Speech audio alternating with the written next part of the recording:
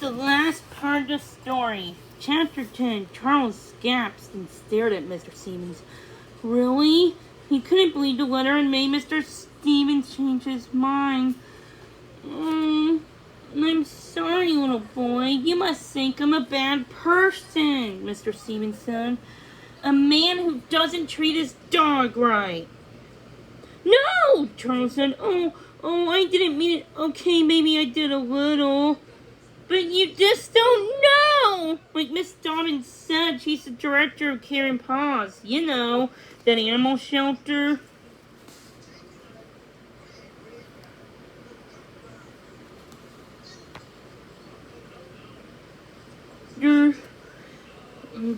She says lots of people just don't understand how much love a dog really means. Mr. Stevens was nodding, a tear dropped from his eye. Exactly. My wife and I aren't really dog people at all.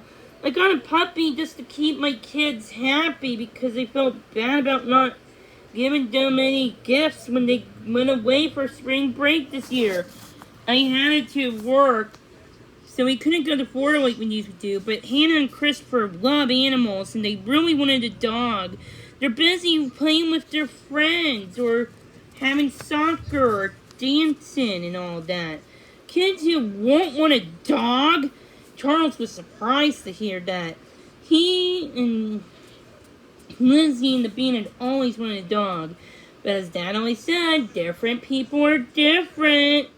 My wife and I already told the kids. They seem to understand this. So I guess I'll give this Miss Dobbins coroner a call.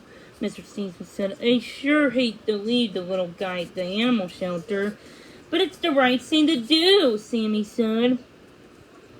They'll take good care of him. He finds a nice home.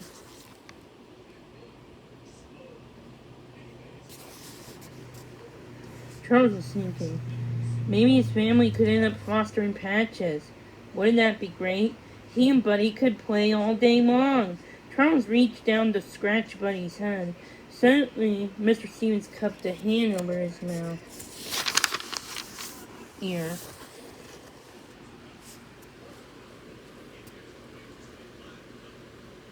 Oh my! What's that noise? I keep hearing that strange moaning sound. It's not Patches. It's something else. I always thought it was silly when people said the house next door was haunted. But lately, I'm starting to wonder. Charles and Sammy started to laugh. It's just Noelle, they said in unison. She's Sammy's cousin. She's fixing up the houses next door.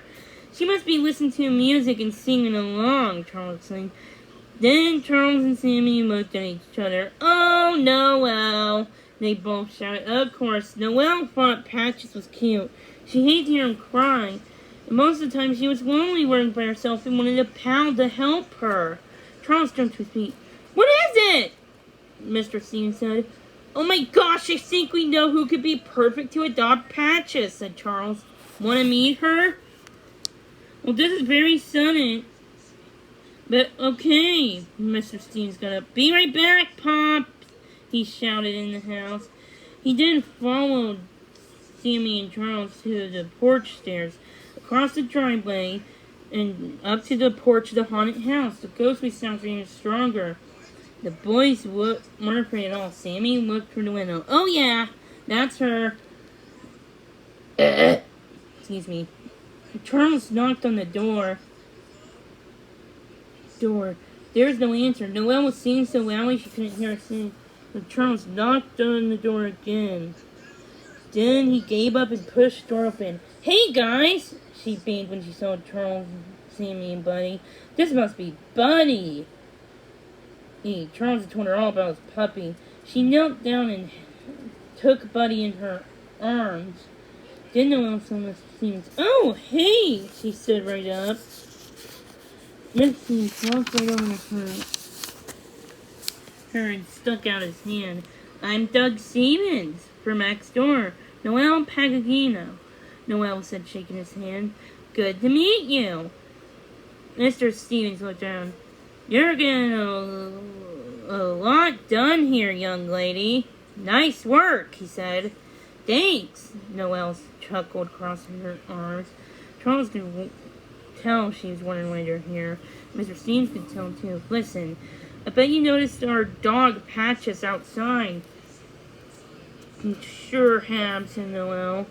I'm sorry for all the noise he's been making, Mr. Stevens continued.